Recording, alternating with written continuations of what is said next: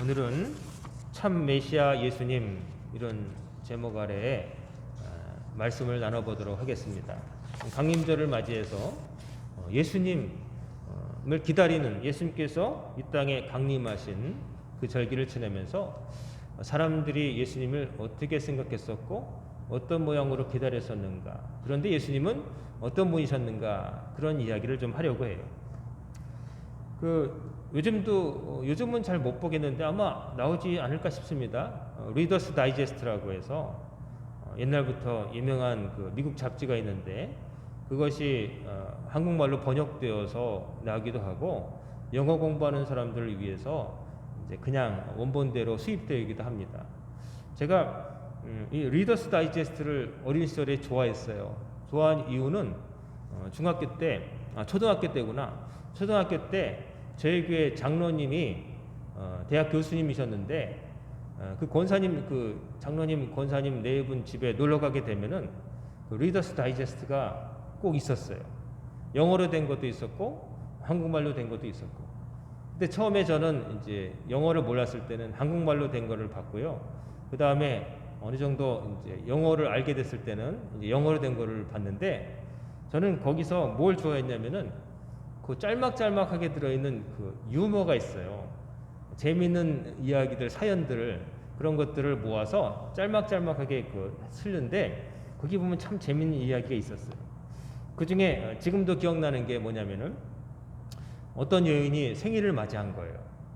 근데 남편이 그 멋진 생일 선물과 더불어서 생일 축하 카드를 준 거예요.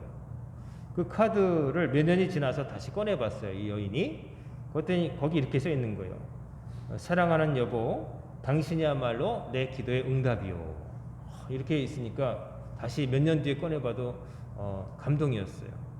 근데 그 카드를 자세히 보니까 카드가 이제 접힌 부분을 보니까 거기 조그만 글씨로 처음 받았을 때 못 읽은 부분이 있었던 거예요.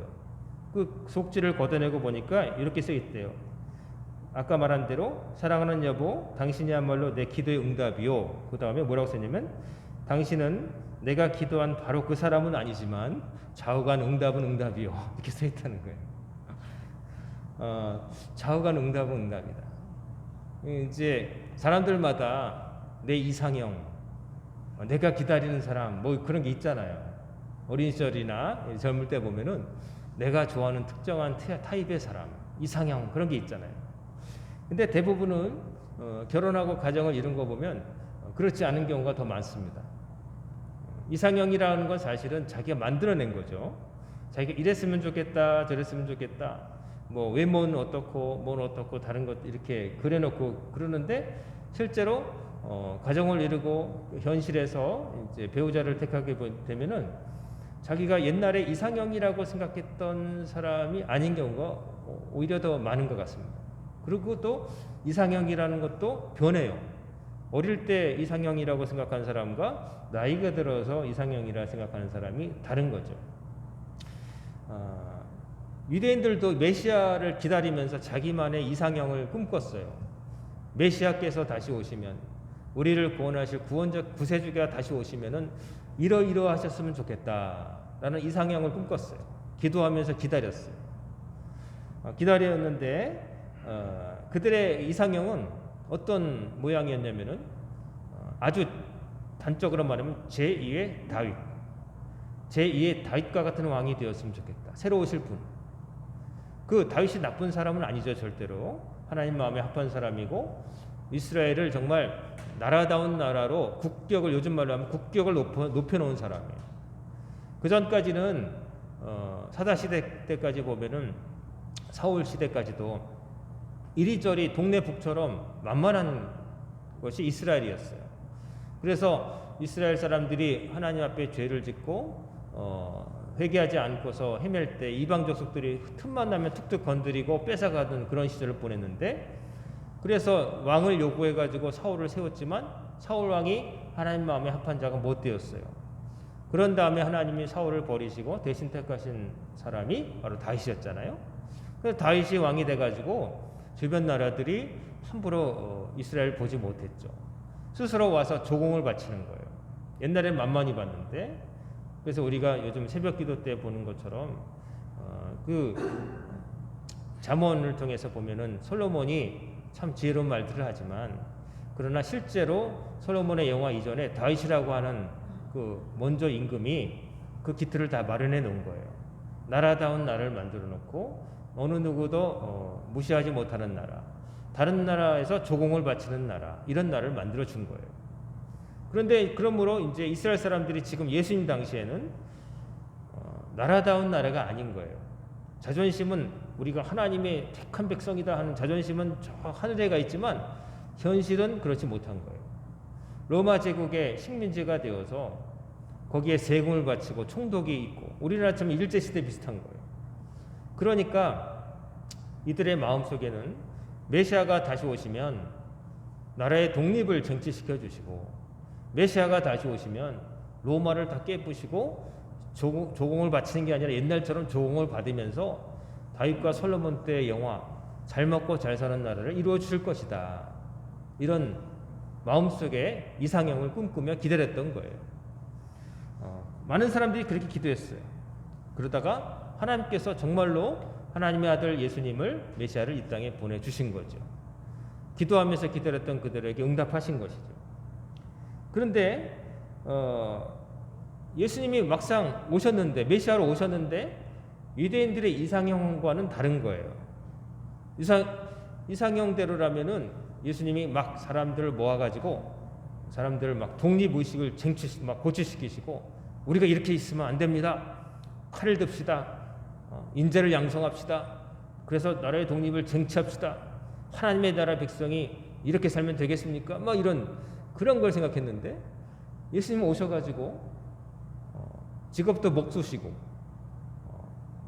또 데리고 다니는 제자들을 보니까 물고기 잡던 사람들, 배 타던 사람들, 그리고 그 중에 세금 걷는 로마 제국의 앞잡이처럼 보였던 세리 한 명 껴있고 뭐 그런 사람들이 있는 거예요. 별 볼 일 없는 사람들 같은 사람이 있는 거예요. 그리고 예수님께서 하신 일들을 보면은 정치적인 일로 보이는 일보다는 그냥 다니시면서 사람들을, 아픈 사람 고쳐주시고, 또 멸시받던 사람들에게 당신도 하나님의 자녀입니다라고 자존심을 세워주시고, 그리고 로마 제국이 문제가 아니라 로마 제국보다 우리가 죄의 노예로 살고 있다, 이런 말씀을 하시는 거예요. 그러니까 유대인들은 환상이 확 깨버린 거죠. 그들의 입장에서는 내가 기다리던 이상형 메시아가 아닌데, 이렇게 생각한 거죠. 그래서 처음에는 메시아라고 기대를 하면서 따랐다가 나중에 예수님을 버리고 예수님을 죽이고 바라바를 살려라 하는 이런 군중들로 많은 사람들이 돌아선 거예요. 예수님을 향해서 자기들만의 이상형을 가지고 기대했다가 아니네 하고서 돌아선 거죠. 그 전에도 자기를 메시아라고 사칭했던 사람들은 여러 있었다고 그래요. 그래서 정치적인 어떤 움직임을 만들어서 대항하다가 잡혀 죽기도 하고, 또 사람들을 속였다가 어느 순간인가 사라져버린 사람들이 많아서 이스라엘 백성들이 속으면서 실망하면서 기다렸다가 진짜 메시아가 오셨는데 이제 자기들이 생각했던 메시아의 모습이 아닌 거죠. 그래서 이제 돌아선 거예요. 우리가 오늘 본문 보면은 세례 요한조차 지금 감옥에 갇혀 있어요. 헤롯 왕에게 바른 말 했다가 미움을 사가지고 이제 감옥에 이제 갇혀 있는데, 예수님에 대해서 들려오는 소리를 들으니 자기가 생각했던 분이 아닐지도 모른다는 의심이 들었었나 봐요. 감옥에 있으면서 자기가 몸이 자유롭지 않은데 진짜 메시아께서 이 땅에 오셔서 자기가 이루지 못한, 자기는 할 수 없는 일을 하시면 좋겠다라고 믿고 감옥에 들어갔는데 들려오는 소리는 자기 생각과도 조금 다른 거예요. 세례 요한은 광야에 살면서 낙타 털로 된 옷을 입고 마치 그 엘리야 선지자처럼 그렇게 살았던 거죠. 이 독사의 자식들아 그러면서 막 회개하라, 막 그냥 거침없는 열변을 토하면서 사람들에게 정말로 그냥 검과 같은, 날선 검과 같은 뭐 열변을 토했던 사람이에요. 정신 차리고 이렇게 하면 죽는다, 회개하라, 돌아오라 그랬던 사람인데, 자기가 감옥에서 들으니 예수님은 자기와는 좀 다르신 거예요. 예수님도 회개하라 천국이 가깝다 말씀하셨지만 예수님은 이렇게 유력한 사람들을 만나서 그들을 바뀌어서 뭐 정치 세력화 시키시지도 않으시고 그런 거와 상관없이 아무나 만나시는 거예요. 세리와 창녀도 만나시고 뭐 바리새인들과 논쟁도 하셨지만 지위 고하를 막론하지 않고 만나시고 그들에게 말씀을 전하시는데 약간 감옥에서 들을 때는 약간 세례 요한이 들을 때 이상한데 하는 생각이 들었던 것 같아요. 그러니까 그리스도께서 하신 일을 듣고 자기 제자들을 예수님께 보내는 거예요. 2절에 보면 감옥에 있으니까 자기가 직접은 못 가고 자기 제자들 감옥 밖에 있는 제자를 통해서 예수님께 보내요. 그런 다음에 뭐라고 여쭙게 하냐면은 오실 그이가 당신이 오니까 우리가 다른 일을 기다리오리까. 자, 이 말을 보세요. 오실 그분이 당신입니까? 아니면 우리가 다른 분을 또 기다려야 됩니까? 이 말은 뭐냐면은 세례 요한조차도 이 감옥에서 있을 때 예수님을 향해서 참 메시아이신가? 라는 의구심을 가졌다는 거예요. 예수님께서 밖에서 하신 일들을 들었을 때 세례 요한이 생각했던 이상형과는 좀 달랐다는 이야기죠. 안 그랬으면 이렇게 질문할 리가 없잖아요. 자기 제자들에게 무조건 그분을 따라가라 그래야 될 텐데 그게 아니라 한번 찾아가서 여쭈어라.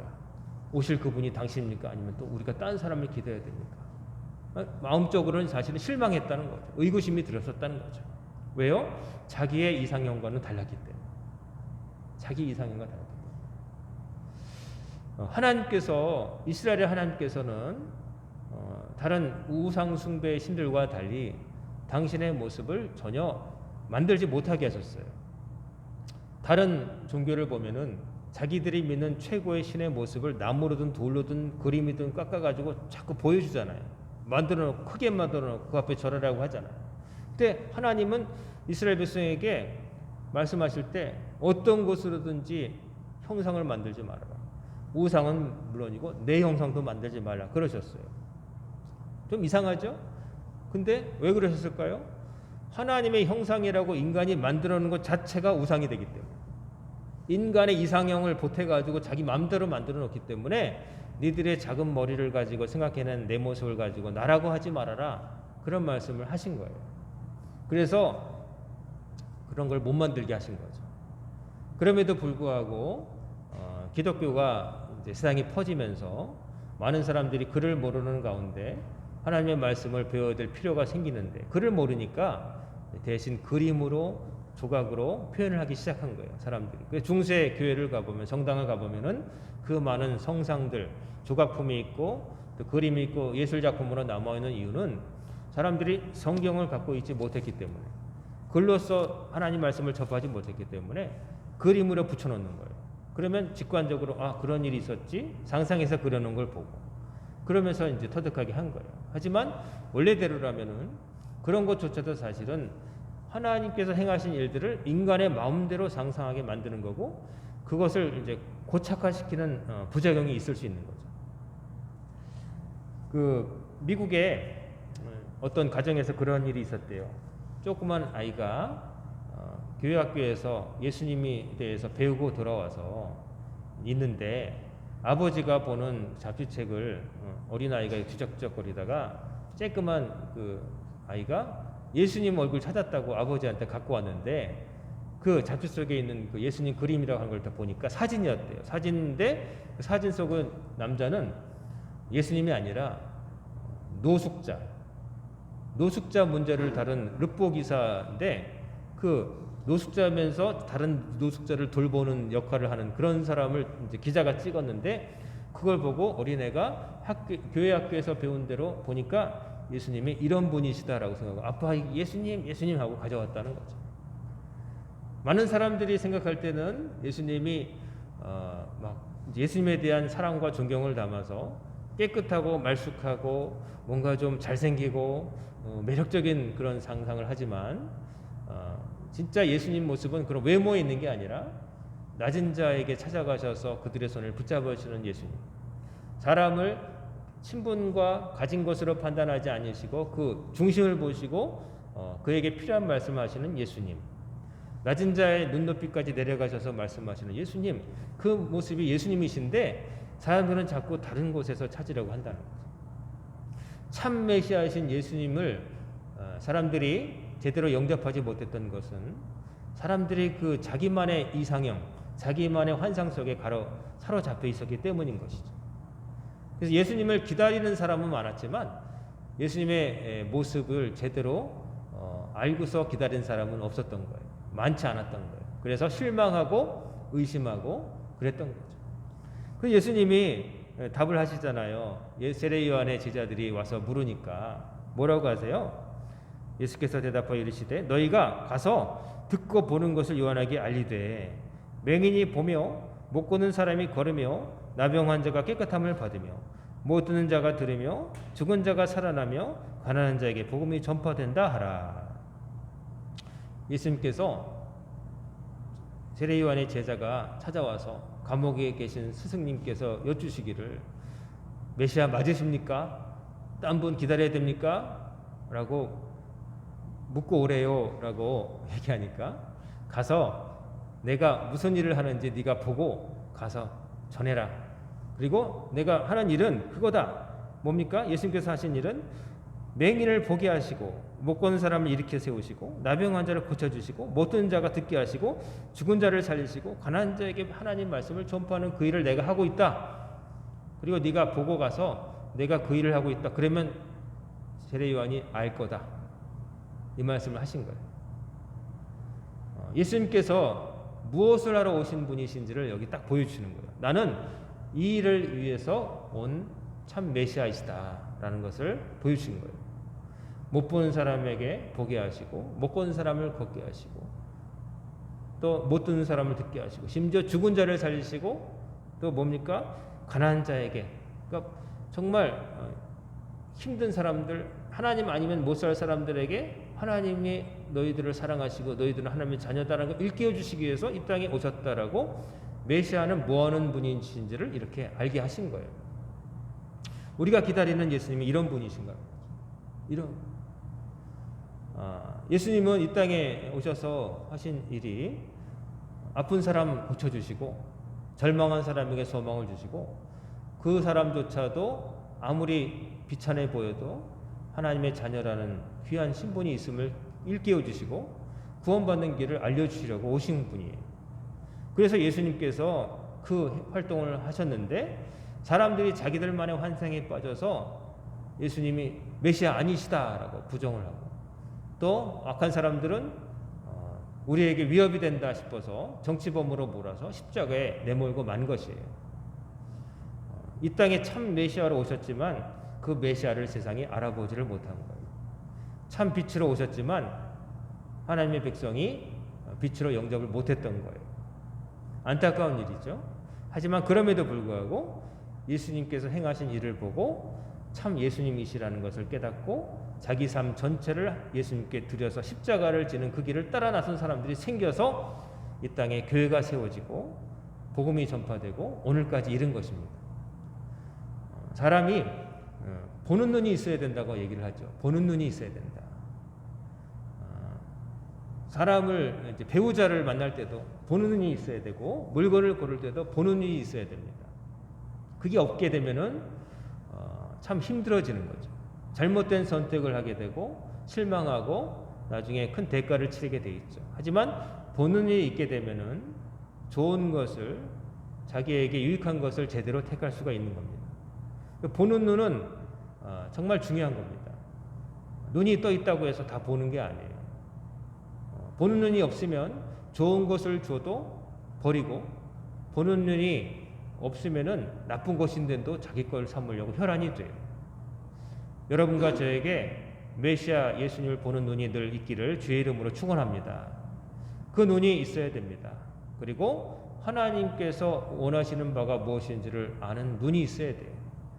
지금 이 순간 하나님께서 나로 하여금 어떻게 살기를 원하시는가, 어떤 일을 행하기를 원하시는가, 그걸 깨달아 알아야 되는 것이죠. 그걸 모르게 되면 잘못된 길로 어리석은 자의 길로 행하는 것입니다. 참 메시아 예수님은 이 땅에 오셨는데 사람들이 자기들만의 환상 속에 잡혀가지고 이런 분 아니시네 하면서 예수님을 거부했었어요. 참 어리석은 것이죠. 그들의 관심은 언제나 이 땅에서 잠시 있을 것들에 대한 욕심에서 비롯된 것이었어요. 이스라엘 백성들은 그 땅에서 독립을 누려서 자기들이 어깨 펴고 살고 명예를 회복하고 또 경제적으로도 잘 살게 되어서 필요한 것은 늘 넘쳐나는 세상, 그리고 다른 나라들이 와서 절하는 그런 걸 꿈꿨어요. 하지만 그리고 자기들이 예수님이 그 진리가 너희를 자유케 하리라 그 말씀하셨을 때 유대인들이 발끈했어요. 우리가 아브라함 때부터 자유인이거늘 새삼스럽게 우리를 자유인이라고 하는 저희가 뭐냐? 우리가 노예였던 적이 한 번도 없다. 막 그랬잖아요. 근데 예수님 그러셨잖아요. 너희들은 너나 할 것 없이 다 죄의 노예로 살고 있지 않느냐. 너희들이 지금 문제는 로마 제국의 노예요, 뭐의 노예가 아니라 너희들은 악한 줄 알면서도 거기서 벗어나지 못하고 사망에 이르는 길로 해서 벗어나지 못하지 않느냐. 그 근본적인 문제가 있는데 그걸 해결하지 못하고 그저 그냥 우리가 마음대로 하고 싶고 부유하게 살고 싶고 자유를 누리고 싶고 그것만 원하는데 그게 자유가 아니다. 너희들은 어떻게 말해도 너희들은 죄의 노예고 거기서 벗어나지 못하면 지옥에 떨어지게 된다. 그러니 돌아서라. 그 말씀을 하신 겁니다. 그 바른 말씀, 진리의 말씀을 하셨는데 그 말씀 앞에 걸려 넘어지는 사람들이 많았어요. 6절에 보면 누구든지 나로 말미암아 실족하지 아니하는 자는 복이 있도다 하시니라. 예수님의 그 진리의 말씀이 어떤 사람에게는 걸림돌이 된다는 거예요. 그 말씀을 듣고 하고 멈춘다는 거예요. 그것이 더 높은 단계로 가는 디딤돌인데 잘못 보는 사람에게는 장애물로 보인다는 거예요. 하면서 멈춰 쓴다는 거예요. 그렇게 살면 돈도 못 벌고, 그렇게 살면 손해볼 거고, 그렇게 살면 나만 희생하는 것 같고, 그렇게 살면 참 힘들고 괴롭고, 그렇게 살면은 어떡하지? 그런 거 없이 어떻게 살지? 이런 걱정과 염려 앞에서 멈춰서게 된다는 것이죠. 그런 사람은 나아갈 수가 없어요. 예수님의 진짜 말씀을 듣고 은혜 받고 깨달음으로써 앞으로 나가는 게 아니라 거기서 유턴하는 거예요. 예수님의 그 말씀을 직진 신호로 받아들이지 않고 유턴 신호로 받아들여서 야 저렇게 가면 안 되겠다 해서 세상으로 간다는 이야기죠. 예수님이 내 말을 듣고 따라오는 사람은 복이 있지만 내 말을 듣고 돌아서는 사람은 참 안타까운 인생이다라고 한탄하신 거예요. 여러분과 저는 예수님의 십자가를 직진 신호로 받아들이고 늘 끝까지 따라가기를 주의 이름으로 축원합니다. 세상 사람들은 그 앞에서 멈춰서는 거예요. 야, 어떻게 그렇게 살아? 세상에 즐길 것도 많고, 예수님 말씀대로 살면 나한테 뭐가 남아? 이러는 거죠. 정말 이것도 하고 싶고 저것도 즐기고 싶고 때로는 나쁜 짓은 알지만 이렇게 세상 사람들 대부분 이렇게 하는데 이것도 참아야 되나? 이런다는 거죠. 근데 여러분 다 느끼시겠지만 옛날부터 어르신들이 하는 말씀이고 인생 짧습니다. 긴 것 같지만 짧습니다. 그 속에서 하면은 세상 다 지나가고 가지고 있던 거 다 무의미한 때가 오게 됩니다. 배운 것도 무의미하고 가진 것도 무의미해지고 내 재능도 무의미해지고 남는 것은 오직 하나님을 믿는 믿음, 그게 남는 거예요. 하나님 말씀에 대한 믿음, 하나님 말씀 약속까지 그날에 대한 소망이 마지막까지 남는 거예요. 그 소망이 없는 자는 항상 땅만 보고 살아가게 돼 있어요. 그러다가 땅에서 일어난 일 속에서 웃다 울다가 시간 다 지나고 마지막에 허무에 빠지게 되는 거예요. 우리 예수님은 우리를 아버지 나라로 이끄시기 위해서 보내주신 하나님의 아들이셨어요. 메시아 기름 부음을 받은 자, 기름 부음을 받고 무슨 일을 하시려고? 우리를 구원하시려고.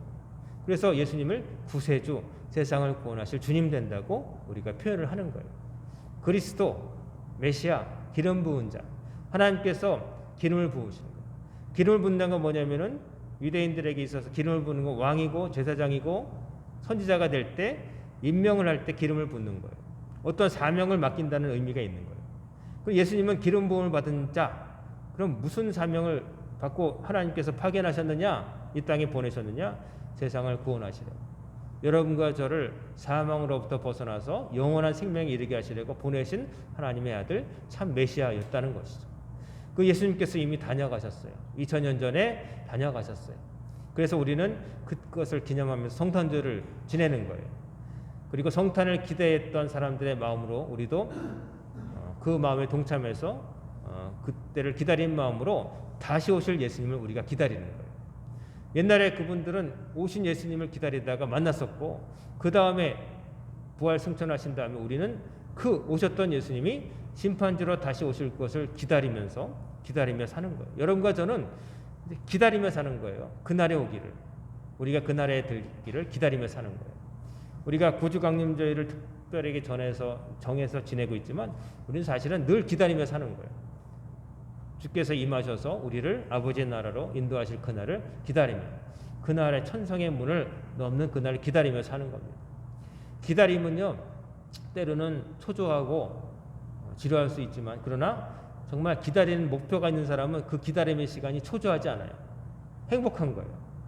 여러분들 비유가 좀 그렇지만 택배 물건 시켜놓고 언제쯤 도착한다고 문자가 오면 올 때까지 괜히 기다리시잖아요. 별것도 아닌데, 그렇죠? 내 돈 내고 산 건데 선물도 아니잖아요. 내 돈 내고 산 건데도 그 물건 작은 거 몇 시 도착 예정입니다. 그러면 괜히 그 도착했냐고 집에 전화도 해보고 메일함도 열어보고 또 앞집에 뭐 왔는데 우리 거 아닌가 이렇게 보게 되고, 여러분 그렇잖아요. 그 기다림이라는 게 그렇게 좋은 거예요. 아버지의 나라에 들어가는 그 소망을 여러분 가졌잖아요. 그런 기다림으로 늘 평생을 사시고 메시아 예수님을 여러분의 정말 구주로 삼고 모시며 그 말씀에 따라 살아가는 여러분과 제가 되기를 주의 이름으로 축원합니다. 아멘. 기도하겠습니다. 고마우신 아버지 하나님, 오늘도 저희들에게 참 메시아 예수님을 또 깨우쳐 주시고 그 예수님이 다시 오실 날을 기다리는 소망을 주심을 감사합니다. 그날에 오기까지 이 땅에 머물러 있는 짧은 동안 허탄한 일로 인생을 낭비하지 않게 하시고 하나님 기뻐하신 일을 힘써 행하며 헌신하며 그날을 기쁨으로 기다리는 성도들이 되게 하여 주옵소서. 오늘부터 시작된 한 주간도 주님께 맡깁니다.